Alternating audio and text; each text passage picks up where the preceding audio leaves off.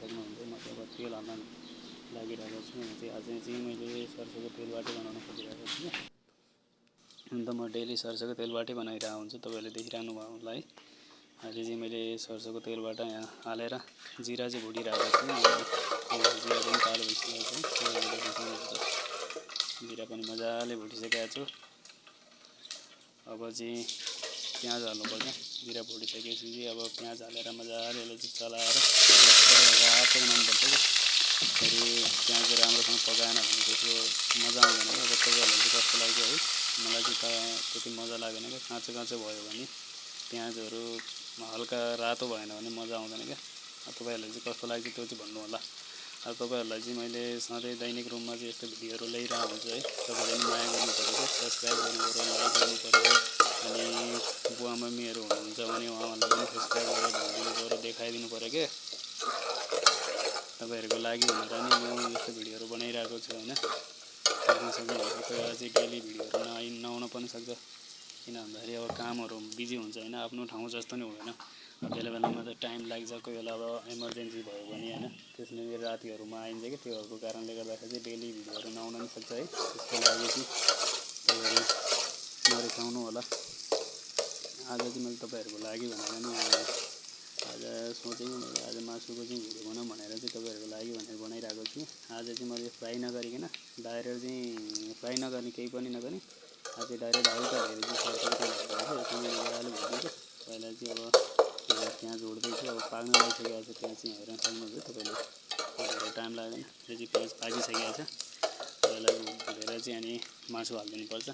मासु चाहिँ अनि हालेर अनि हल्का मासुलाई पनि भुटेर रातो बनाएर तेल चाहिँ हेर्न सक्नुहुन्छ है। मैले चाहिँ यो सरसोको तेल चाहिँ धेरै नै हाल्दैछु क्या, फिजहरू छोडिरहेको छ होइन, गाजहरू आइरहेको छ। तपाईँले पनि देख्न सक्नुहुन्छ। फेरि गाज आइरहेको छ त भन्नु होला होइन। तोरीको तेल चाहिँ यस्तै भइरहेको छ, आफूतिर पनि देखिरहनु भयो होला, आफूहरूले पनि बनाइरहनु भयो होला होइन। त्यो चाहिँ देख्न सक्नुहुन्छ। यसले चाहिँ गाजहरू छोडिरहेको छ क्या, तोरीको तेलले चाहिँ गाजहरू छोडिरहेको हुन्छ नि त, तपाईँले देख्न सक्नुहुन्छ है। यो चाहिँ मजाले यसलाई चाहिँ भुट्दैछु कि हेर्न सक्नुहुन्छ। अनि तपाईँहरूले नि आफ्नो बारेमा भन्नु पऱ्यो क्या। तपाईँहरूले नि युट्युब च्यानलहरू खोल्नुभएको छ भने भन्नु होला है। यस्तै युट्युब च्यानलहरू खोलिरहेको छ भने भन्नु होला, म नि सब्सक्राइब गरिदिउँला, सपोर्ट गरौँला। तपाईँहरूले पनि सपोर्ट गरिदिनु पऱ्यो क्या। उहाँ चाहिँ देख्न सक्नुहुन्छ, गर्मी हो नि त, मैले चाहिँ गर्मी भएको कारणले गर्दा चाहिँ यहाँ फ्यान खोलिदिएको छु। त्यहाँ फ्यान चाहिँ तपाईँले देख्न सक्नुहुन्छ, दरवाजामा के भन्छ झ्यालकोमै लगाइएको छ कि, त्योभन्दा बाहिरबाट चाहिँ तपाईँले ऊ पनि देख्नुभयो होला है। अब चाहिँ पाक्न लागिसकेको छ है, पाक्न लागिसकेको छ। धेरै नै टाइम लाग्दो रहेछ क्या, 2-3 मिनट त मजाले लाग्दो रहेछ ग्यासमा नि यो प्याजहरू फ्राई गर्नको लागि नि।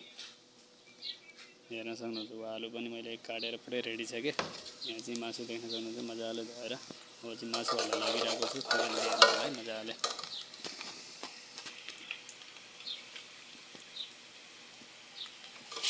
यसलाई चाहिँ मासु चाहिँ अब के भन्नु पर्दाखेरि अब आफ्नो हक जस्तो त हुँदैन होइन, डाइरेक्ट काटेर नै अब बनाउनु हुँदैन। यहाँ चाहिँ किन भन्दाखेरि अब फ्रिजमा हुन्छ, फेरि यहाँ चाहिँ मार्केटतिर चाहिँ अब गएर ल्याउनु पर्ने हुन्छ।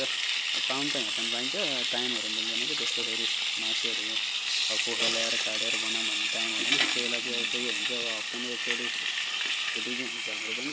कोही बेला चाहिँ फेरि हप्तामा पनि त्यसमा पनि ड्युटी भइदिन्छ क्या। त्यसको कारणले गर्दाखेरि ल्याउन टाइम मिल्दैन क्या, ल्याउनु पऱ्यो, काट्नु पऱ्यो, बनाउनु पनि फेरि धेरै टाइम लाग्छ नि त। एक दिनको छुट्टीमा त हल्का झ्याउ हुन्छ।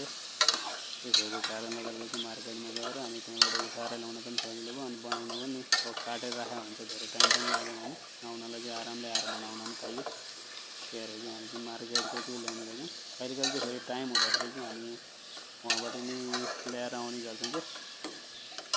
जस्तै सिँगै कुखुराहरू ल्याएर नि काटेर खाने गर्दछौँ।